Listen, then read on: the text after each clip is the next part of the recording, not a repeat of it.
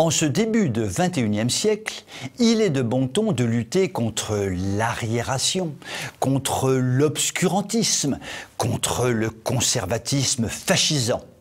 Nous sommes dans une ère de progrès, vive les Lumières et vive la macronitude. Pourtant, cela n'a pas l'air de concerner notre bien-aimé ministre préposé à l'égalité entre les sexes, notre muse à tous, Marlène Schiappa, qui vomit les traditions chrétiennes par progressisme, mais vante les mérites des rites magiques les plus archaïques. Marlène, en effet, goûte à la sorcellerie à ses heures perdues. C'est ce qu'elle a raconté dans les colonnes de l'hebdomadaire féminin Elle. Entre deux pages de romans porno, quand elle est en panne d'inspiration, elle se fait tirer les cartes ou bien récite des formules magiques. Contre ses adversaires politiques, on ne sait jamais, ça peut servir. Marlène, je t'en prie, oublie-moi, ne me jette pas un sort diabolique, je suis fragile et je ne voudrais pas être transformée en grosse araignée velue. Ainsi donc, dans ce fameux article publié par le journal Elle, Marlène nous explique que les croyances donnent confiance. Vive la tolérance à géométrie variable.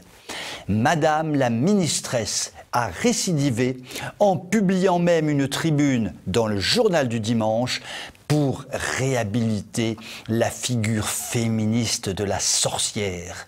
Son raisonnement: ces braves sorcières, depuis la nuit des temps, préparent des mixtures douteuses pour soumettre leurs hommes. Aïe, j'ai mal! Elles sont en fait des chantres de la libération de la femme et du savoir féminin qui est forcément supérieur à celui des hommes. Forcément, messieurs les phallocrates. Ouh, j'ai peur! Tremblez de tous vos membres, les sorcières approchent. Ainsi donc, Dame Schiappa a besoin de rites occultes pour se donner confiance. De cela, nous pouvons tirer deux enseignements. Tout d'abord, jouer avec les forces occultes n'est pas complètement anodin. C'est même un petit peu grave. Marlène, à force de faire tourner les armoires, tu vas te faire écraser par un gros buffet normand et tu seras transformé en bouillie de Marlène vendue en petits pots sur les marchés halal. Trop triste.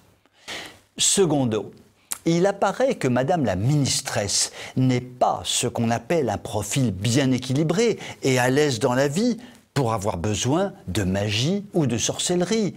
Marlène, fais gaffe, tu vas finir transformée en rat d'égout à force de jouer à la sorcière, fais gaffe quoi. En tout cas, il faut vraiment baigner dans la très noire macronitude pour avoir un ministre féminin adepte de la sorcellerie.